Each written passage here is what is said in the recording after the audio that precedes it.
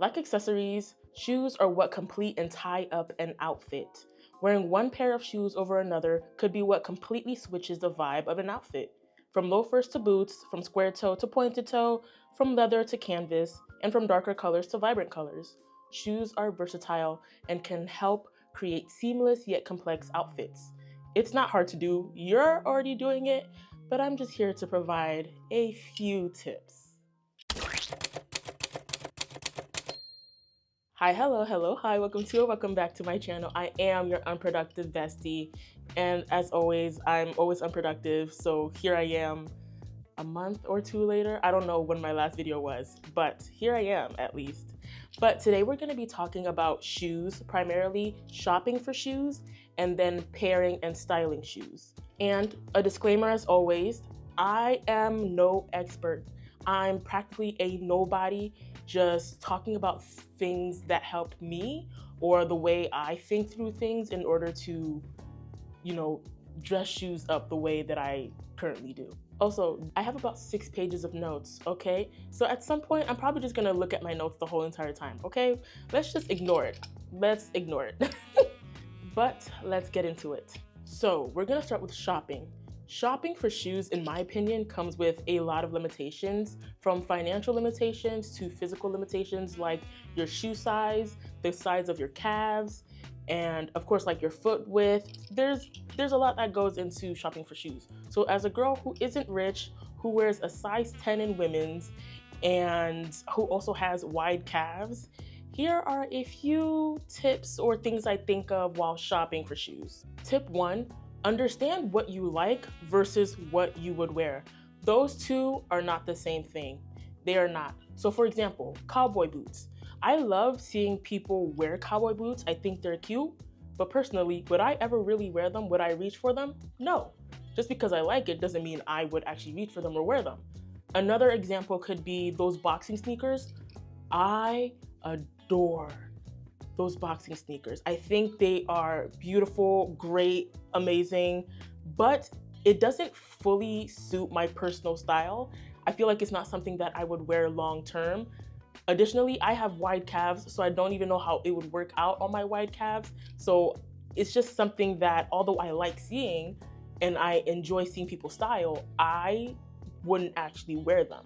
In the same vein, like under the same tip of purchasing what you would wear instead of what you would like, keep that same thought process when it comes to brands.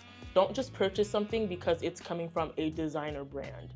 Purchase it because you actually would wear that item from that designer brand. For example, I went to a thrift store, I feel like this was 2 years ago, and I found a pair of designer heels. I wish I could remember what brand it was, but I was literally so shocked because it was in my size.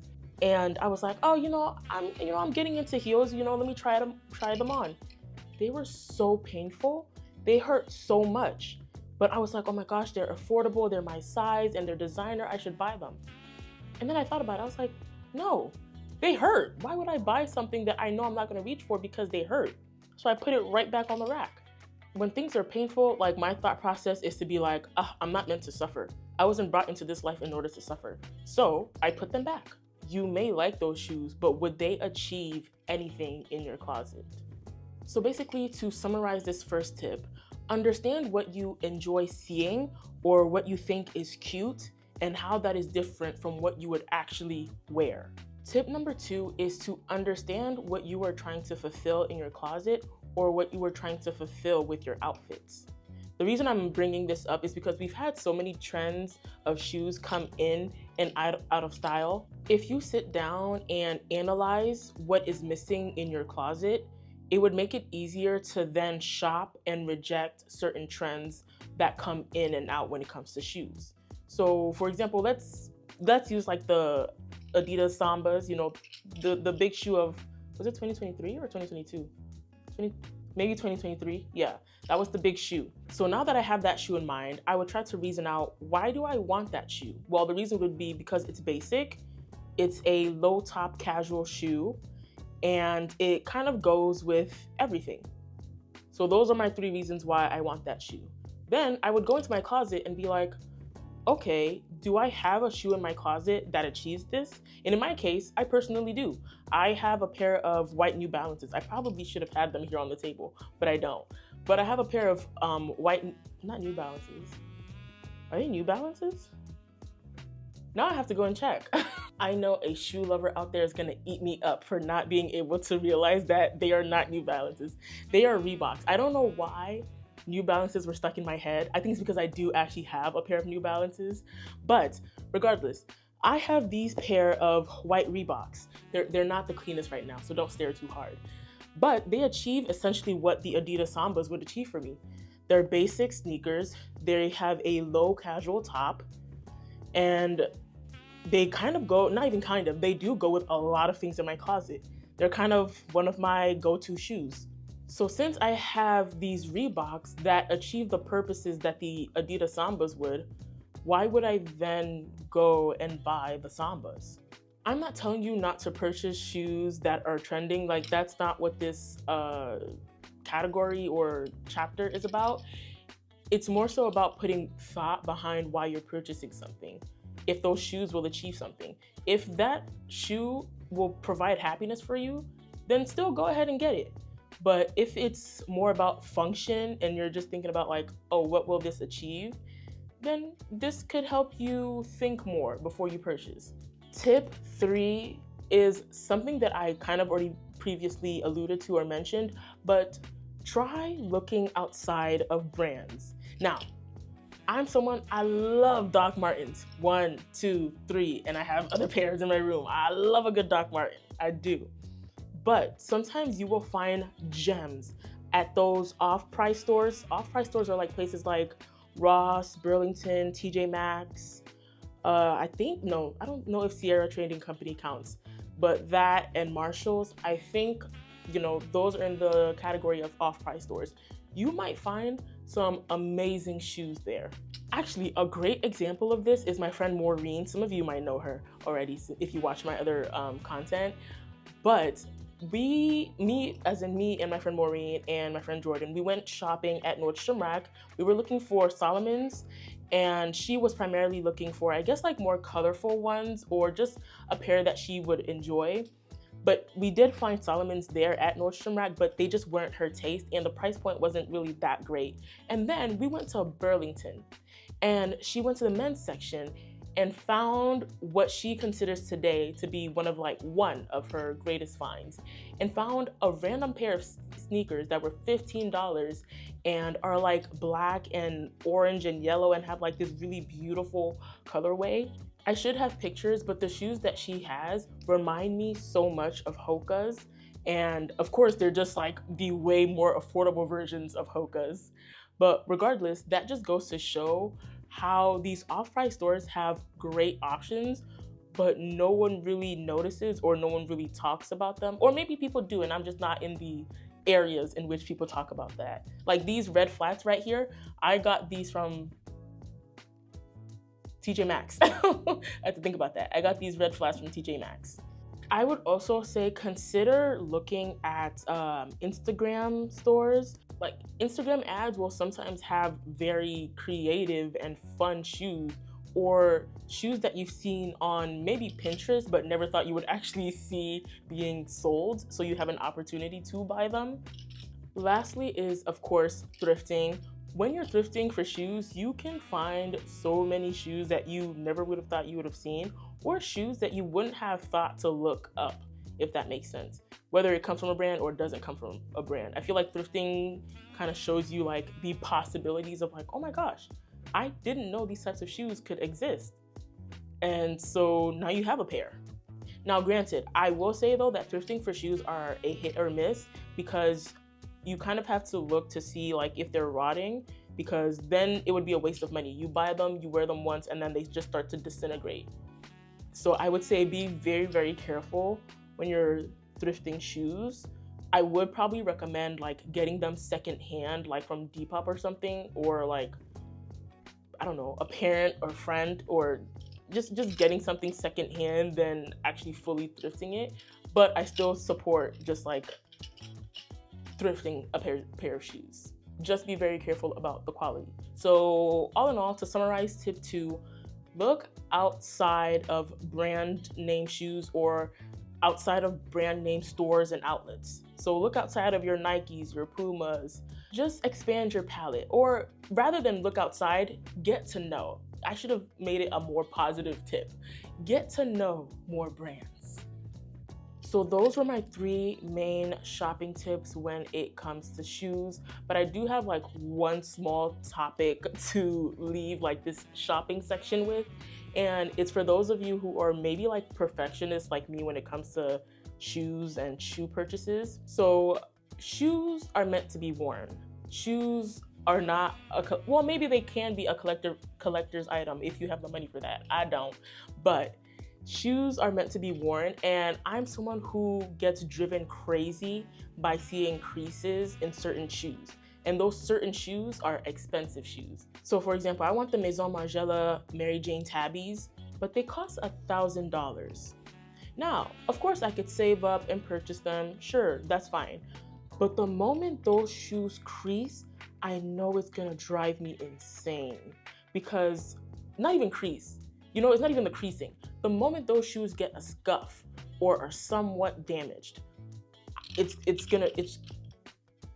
gonna hurt me. It's gonna hurt me. So knowing that, I feel like for those shoes, I would more likely get a cheaper option, because there's so many brands that offer split toe Mary Jane shoes. It's not like Maison Margiela owns the split toe. Please, culturally, isn't it like Japanese or something?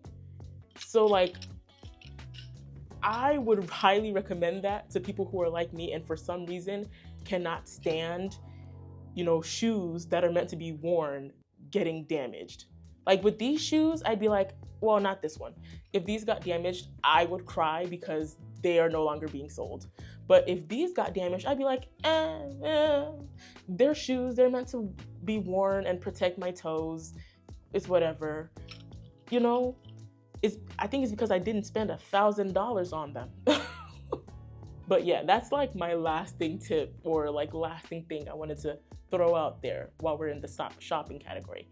Now, let's move into pairing and styling. First, we're gonna talk about the logical methods or ways of pairing and styling, and then we're gonna get into the creative methods and ways of pairing and styling shoes.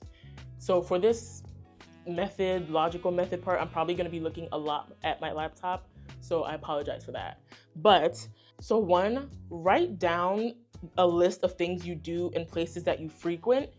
And now that you have that list, group those that have similar vibes or activities together and understand why you're grouping those items together.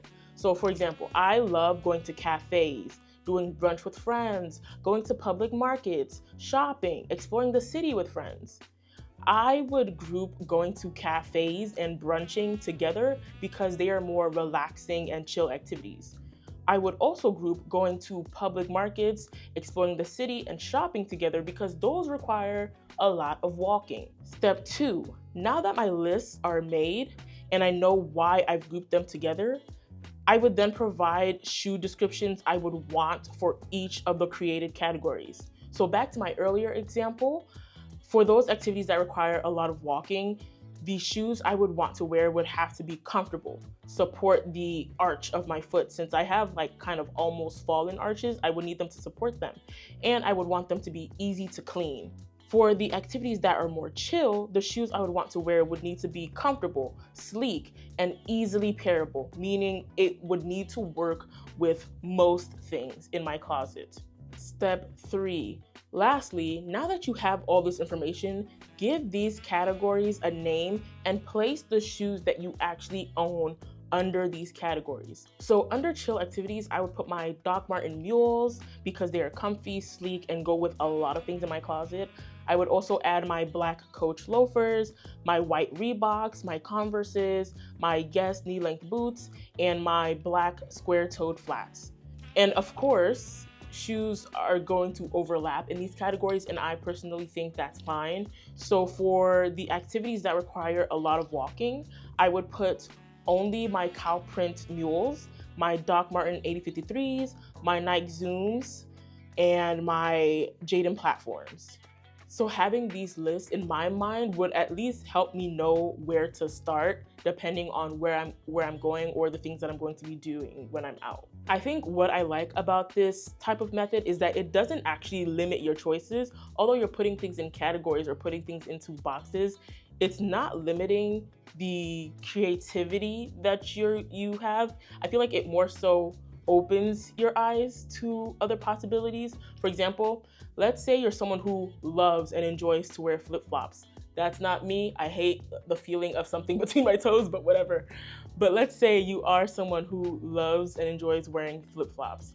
You might one day be getting dressed and then think about, oh, you know, I want to wear something comfortable, and you consider your flip-flops in that category of something comfortable.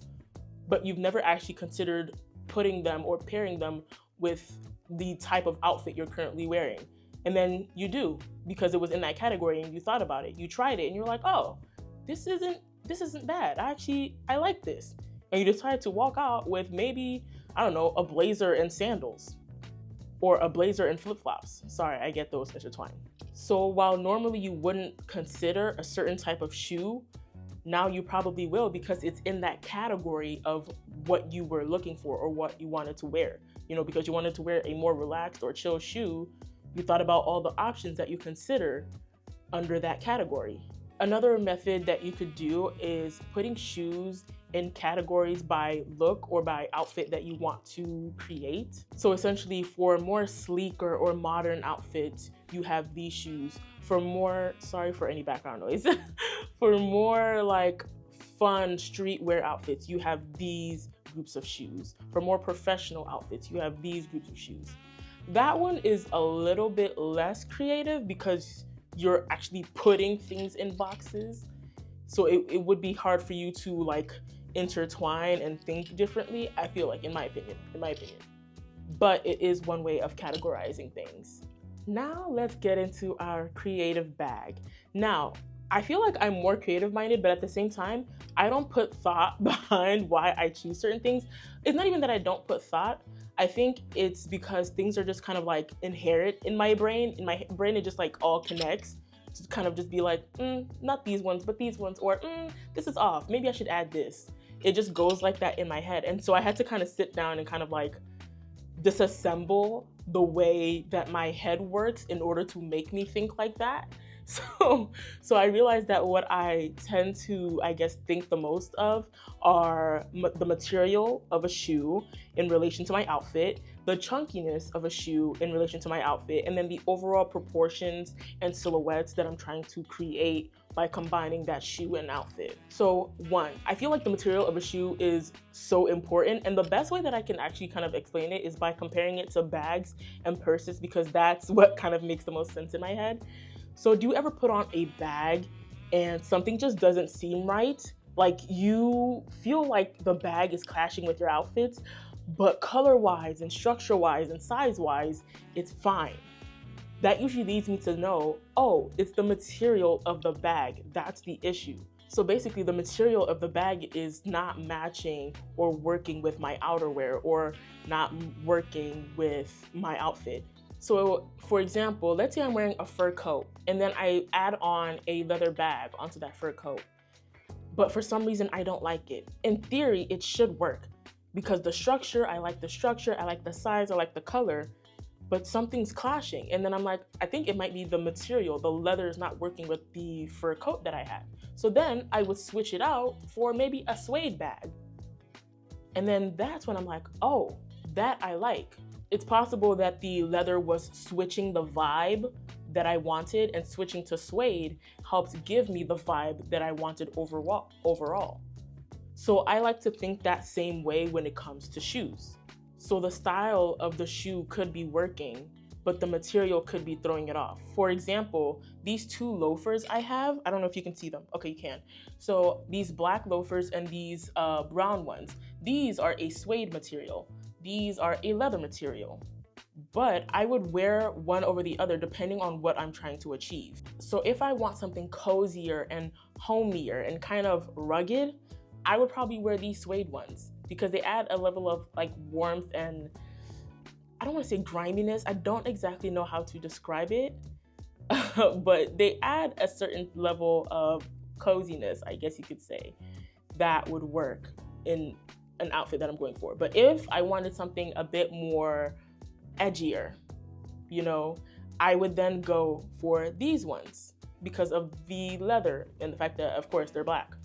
So that's where material at least, you know, hits a certain spot in my head. Then we have chunkiness. Chunkiness can either help or destroy an outfit. Sometimes an outfit needs something blocky or chunky in order to help support it.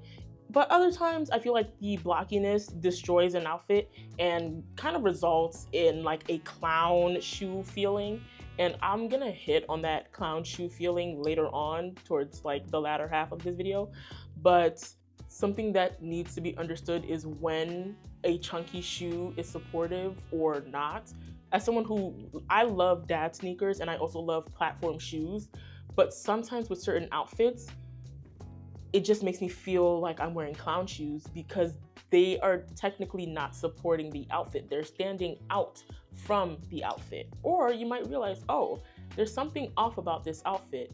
It needs something blocky to kind of weigh it down or balance it out. And that's when the chunky sneakers or chunky boots or chunky whatever can come out of the woodworks. So I tend to add chunkiness and blockiness and all that into my thoughts. The third thing I think of are proportion and silhouette, especially since I do have a longer torso and I am plus sized. So just like certain jeans can help with that, so can shoes. So let's say I wanted to wear a sweater with culottes, which are basically wide-legged capri pants. Since I'm plus sized and have shorter legs, culottes would make my legs look even shorter because of how boxy they would appear on me. So in order to combat that, I would basically wear shoes that would hide my ankles, if not my whole entire leg. So I would most likely wear like knee-high boots, or even better, heeled knee-high boots, in order to kind of make it look seamless. So the same kind of goes for knee-length skirts when it comes to me. I usually like to wear them with taller boots, or at a minimum, wearing socks that will hide my ankles if I wear low-top casual shoes with knee-length skirts. It's just what works for me. There's something about hiding my ankles and like that little space that's like, yes, this looks correct. I wish I could explain it, but that's just how my brain works for me. The last thing that I want to talk about when it comes to creatively pairing shoes is to accessorize. I don't know if shoes are considered accessories, but I feel like shoes are accessories that can be accessorized, if that makes sense. So basically adding charms, adding pins, adding different laces, or even wearing anklets and wearing certain types of socks. Those to me are considered accessorizing a shoe. I know an anklet, you might be like, but an anklet isn't on the shoe, but it ties together. It's the whole foot. It's the whole foot coming together. So you know how earlier I mentioned the whole clown shoe feeling when you're wearing certain chunky or platformed shoes? This is where accessorizing can come in handy.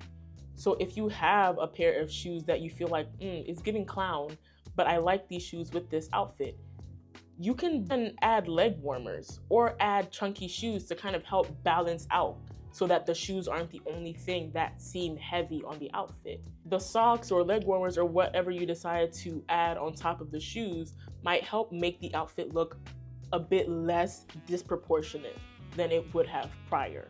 So all in all, in my head at least, I feel like when it comes to pairing shoes, I would think of it the same way that I think about it when it comes to purses. So consider the material, the fit, the structure, and shape.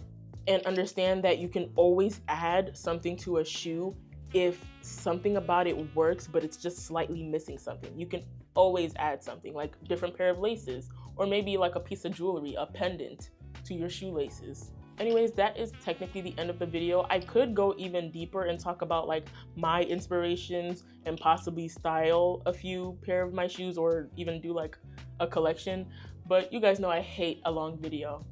I hate editing. No, actually no, let me correct myself. I enjoy editing and think it's fun, but because I put so much energy into it because I want it to be perfect, it makes me, I guess, hate the process more than I should. There we go. But anyways, thank you so much for watching this video. I hope you were able to gain something from this. I hope it didn't feel like I was just giving you things you've already known. Maybe you already knew it. Maybe, you know, the pictures that I use will show you different shoes, and that's maybe what you'll gain from this video. Instead of like me talking, you'll gain knowledge of the different types of shoes that are out there.